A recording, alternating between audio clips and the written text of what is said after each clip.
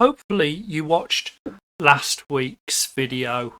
The Saturday Unbound History was Castle Acre Priory. Well, at the other end of Castle Acre is the castle that gives it its name. And this small village in Norfolk has both the arms of medieval government and power. It has the Norman castle and the Norman abbey. And the abbey was Normans. They brought in Normans from Normandy and they built a castle here so that a handful of Normans could control the kingdom. You can see it's a very nice Motte and Bailey castle. The castle itself is pretty destroyed, but there's very firmly defined moats around and mounds. And you come in over this bridge and you can see quite an insignificant part of Norfolk. Norfolk's a gorgeous county, but to have a castle like this and an abbey like the one at the other end, sort of in the middle of nowhere, but they controlled large swathes of land. It's a tranquil little village. Nothing out of the ordinary about it until you get into the village.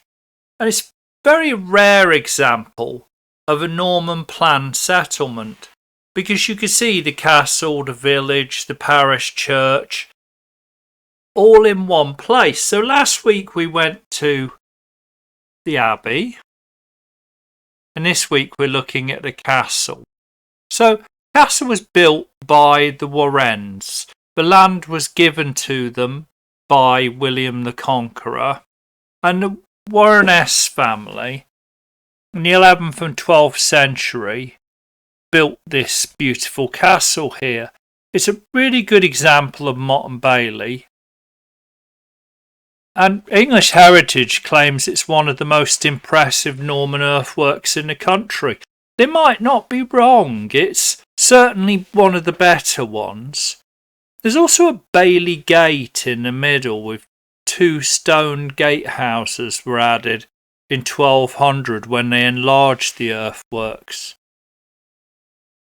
And the main road to the village runs right through the middle of that. So the castle earthworks basically ran around the whole village at one point. Now you can just see it round the castle. But you can see here the basic structure of a Motte and Bailey. You have two rings of large earthworks, possibly flooded if there's a water source, although it's a bit lacking here. There is a river, but it's a bit downhill really to be useful. But if you're in full armour, or even if you're just an annoyed Briton who wants to rise up against the Normans, the size of these walls when they're capped with stone walls above, pretty difficult to attack. And if you get through that, you've got the Bailey, which is the redoubt that you can fall back on. This main area is a courtyard really, and there would have been blacksmiths, stables, cattle would have been brought in if there was trouble or bad weather. People would have lived here. The Lord's staff, his retinue, if you like, of the peasants, would have lived and worked here. But when you go up to the main castle, that was up a gateway that could be closed. And here he had a fortified house, so he could always fall back into here. And you can see not much left of the walls themselves, but you can see how immensely thick that is. Unless you've got a battering ram or like a trebuchet, you're not going to get through that wall.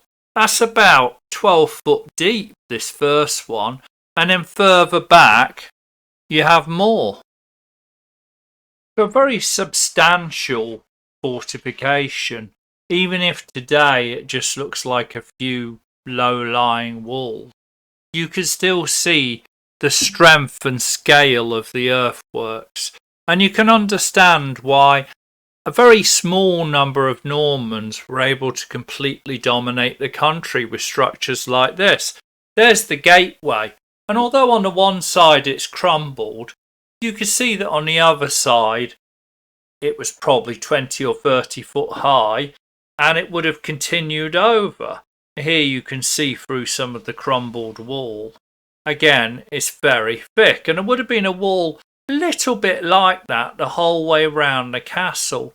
So all the way around the motte, a seemingly impregnable wall. And here we're up behind what remains of the castle today, or the bailey. But it gives you a view of the scale. Imagine this as a Norman, where we'd not really built much out of stone since the Roman times. We had some stone buildings, but probably 2 floors high, and the odd cathedral. And here you've got what must have been a 3-floor fortress, a house that was fortified and castellated, sitting on top of this hill. And that's the fallback position from an already strong position. Here, this is the view you'd get on anyone attacking, and that bank in front of you would have been a lot steeper back then. That's not an insignificant protection, and really crippled the British. The Anglo-Saxons, who were the majority, could never rise up against this fortress, because even with thousands of people, you wouldn't be able to batter through. You need really substantial equipment, and really people had bows and arrows and spears and swords and axes. This is still within 100 years of the Norman conquest that it reached this state, and there wasn't anything remotely like that. Really, it was hundreds of years before you had pistols and flintlocks and cannons, and again they were in Norman control. So this is why the Normans dominated Britain with such a small number for so long. Even today, if you look at famous people who go to nice public schools, it's not uncommon for them to have a Norman name. But the Normans have basically ruled Britain for nearly 2,000 years. But they were always a minority. You don't need to be in a majority to run a country, as you can tell from places like Syria and Iraq, if you have the tools of power. And the Motte and Bailey castles were one of the key tools of power. All the main roads throughout the country, if you come in at Dover, Dover was dominated by the castle. As you head up to London, you hit Rochester, which was the River Medway, and the passage was blocked by Rochester Castle. You head up to London, there's the Tower of London, and there would have been Alton Palace, which is a bit more of a palace than really a fort on the way. And as you head north from there, Berkhamsted Castle protects the road north. If you headed over towards the Welsh Marches, then you'd have had later castles, like hopefully you've seen the video on Acton Burnell. So here we're walking along the rampart. Now, without the trees, you can't quite see the scale. But if you look at those houses, those are 1970s 2-floor houses with a loft. And this tower's above that. Okay, they're slightly lower. But the tree there, that tree's probably 400 years old. And you can see the immense scale of it. This earthworks is probably 30 foot from the inside and maybe 45 from the outside. And then there would have been the other earthwork around the side, which over here has kind of disappeared. It was a little bit damp when I was walking along here, so I had to be a bit careful towards the end. But really, it's 3/4 of the outline of a very substantial earthworks. I mentioned Berkhamsted. Berkhamsted's a very similar structure. And you can see the stone walls on the top of these moated embankments, but they're not on this scale, and it's not as complete. Although they have more stone, the actual earthworks itself, I mean, you wouldn't want to fall down there. I certainly didn't want to. I was having second thoughts about walking along there. And then back down here in this corner, you could see the scale of the enclosure. People would have lived and worked and spent most of their life within that castle. And then within the extended precinct, you had what's now the village, and there would have been a thriving trade in wool and crops. The abbey just down the road had its own fish ponds.